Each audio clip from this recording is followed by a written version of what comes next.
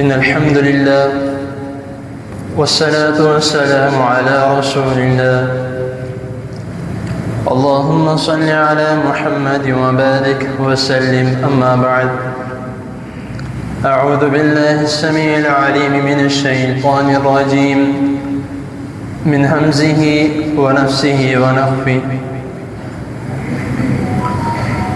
ولا تجادل عن الذين يختانون أنفسهم إن الله لا يحب من كان خوانا أثيما يستخفون من الناس ولا يستخفون من الله وهو معهم إذ يبيتون ما لا يرضى من القول وكان الله بما يعملون محيطا ها أنتم هؤلاء جادلتم عنهم في الحياة الدنيا فمن يجادل الله عنهم يوم القيامة أم من يكون عليهم وكيلا صدق الله العظيم. حضرات محترم،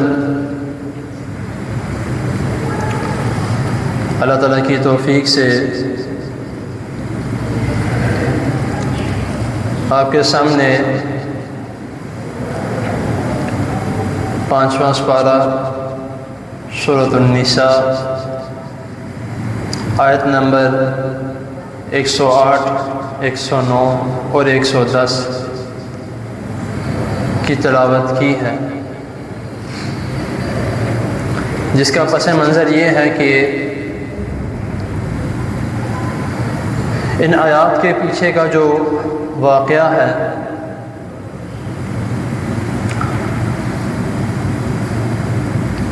کہ رسول اللہ صلی اللہ علیہ وسلم ایک مرتبہ ایسا ہوا کہ ایک منافق کسے کہتے ہیں جو اندر سے کچھ ہوتا ہے اور باہر سے کچھ ہوتا ہے.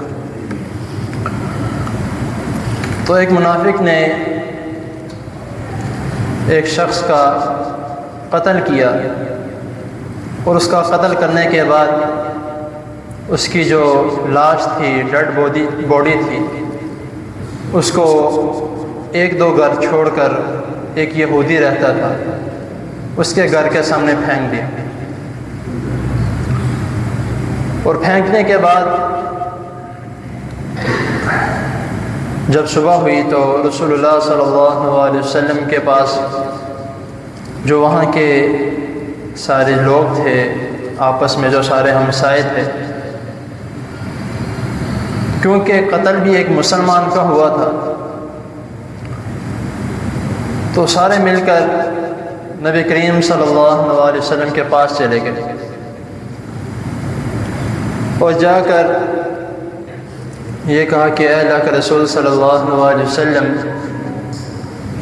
یہ شخص جس کا قتل ہوا ہے یہ ایک مسلمان ہے اور اس کا قتل اس یہودی نے کیا. تو نبی کریم صلی اللہ علیہ وسلم فرما رہے ہیں اور وہ جس نے قتل کیا تھا وہ بھی ان لوگوں میں موجود تھا. وہ کہتا ہے کہ ہاں اسی نے قتل کیا ہے، یہ یہودی ہمارے دشمن ہے، یہ ہمیں آرام سے رہنے نہیں دیتے. اب اس کا گھر تھوڑا قریب ہے تو ہم نے اس کو کچھ کہا نہیں، لیکن اس نے دیکھو کیا کیا ہے، ہمارا ایک مسلمان شہید کر دیا، اس کو قتل کر دیا. تو وہ جو منافق تھا اب وہ ساتھ یہ بھی کہہ رہا تھا کہ اللہ کے رسول صلی اللہ علیہ وسلم آپ دیکھیں یہ جو خون کے نشانات ہیں یا پاؤں کے نشانات ہیں یہ بھی اس کے گھر کی طرف جاتے ہیں، قتل اسی نے کیا، اس کو سزا دے دے، فوراً اس کو سزا دے دے.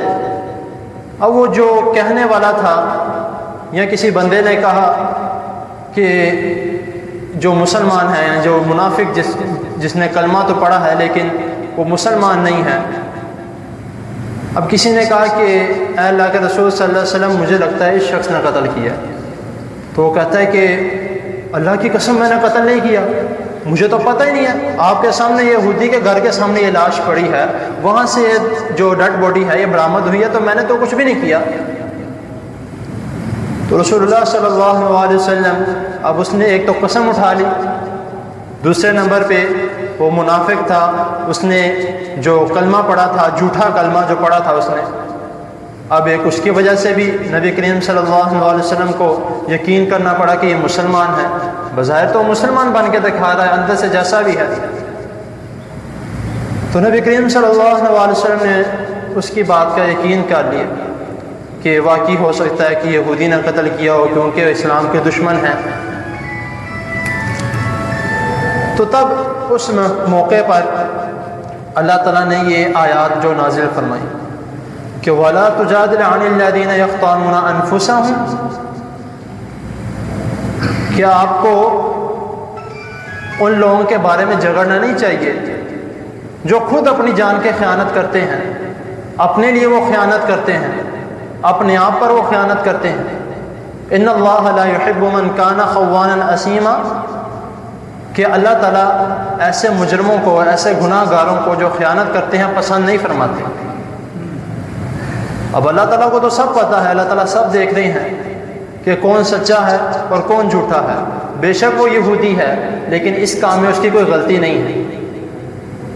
اس سے ایک سب سے پہلا ہمیں سبق یہ ملتا ہے کہ ضروری نہیں ہے کہ اگر ہم مثال کے طور پہ کہیں فیصلہ کرنے کے لیے یا ہمیں کوئی بڑا سمجھ کے کوئی فیصلہ کروانے کے لیے بلا لیتا ہے تو ہم اس کی سائڈ لیں جو ہماری برادری کا ہے، یا ہم اس کی سائڈ لیں جس کے ساتھ ہماری زیادہ جان پہچان ہے۔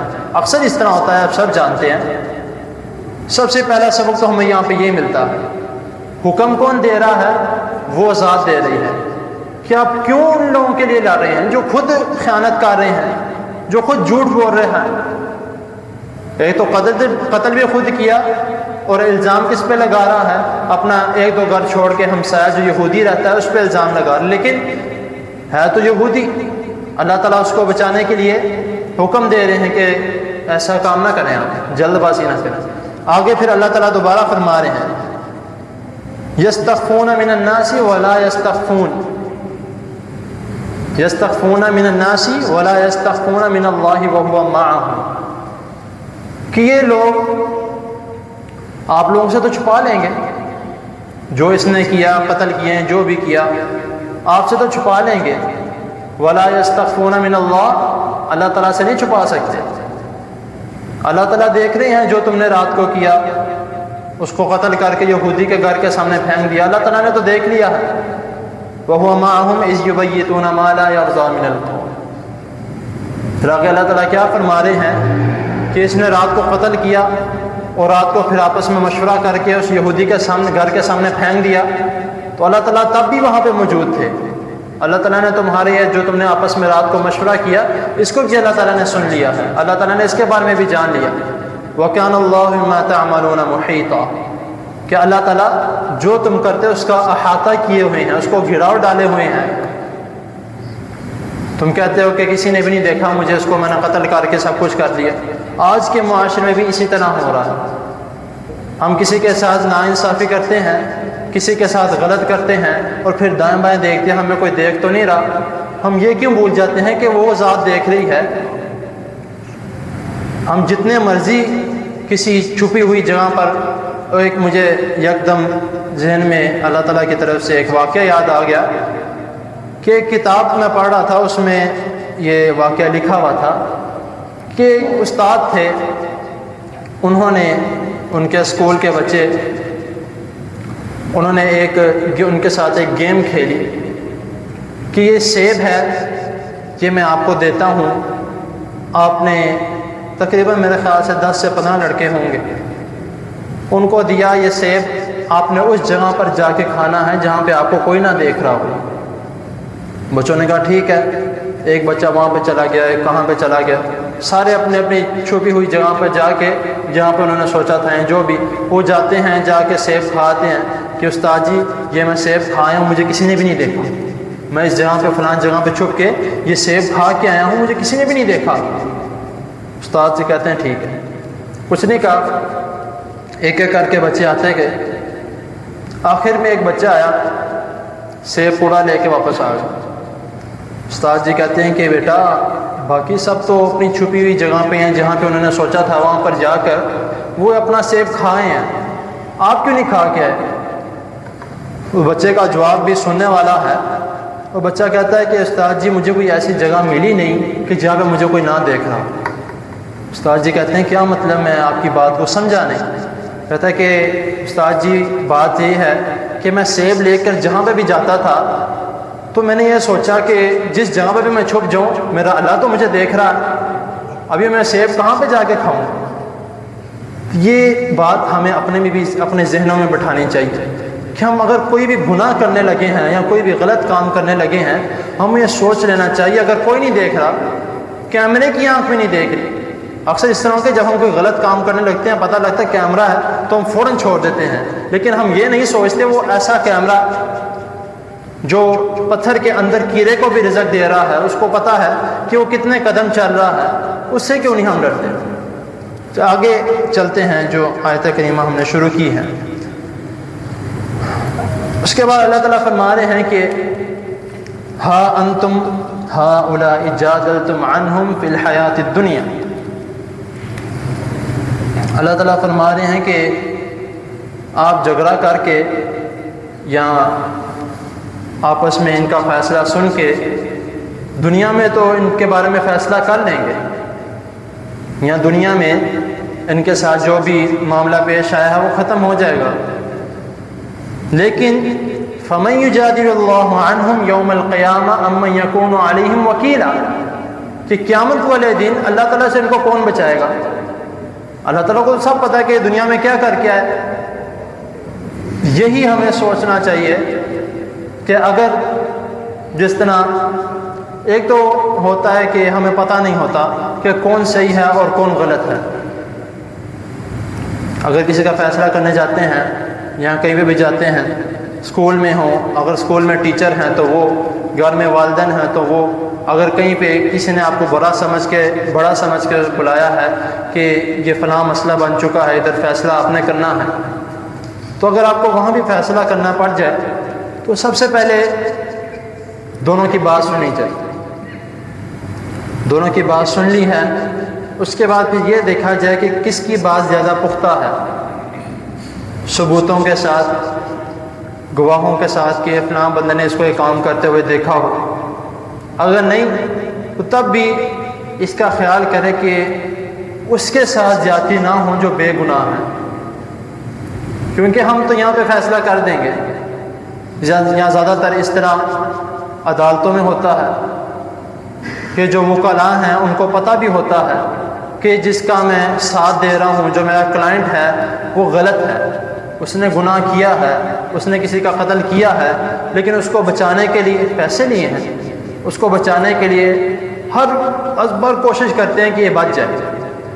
اب یہ سوچنے والی بات یہ ہے، اگر ہم قرآن مجید کے مطابق سوچ کے دیکھیں یا پڑھ کے دیکھیں، اگر وہ بندہ بچ بھی جاتا ہے، اس کو پھانسی نہیں ہوتی یا جیل سے جس طرح بھی وہ بچ جاتا ہے، باہر جا کے وہ ان کاموں سے رک جائے گا، وہ تو اور زیادہ کرے گا کہ مجھے تو اب لائسنس مل چکا ہے اس کام کا، میں جو مرضی کر سکوں، مجھے کوئی نہیں روک سکتا۔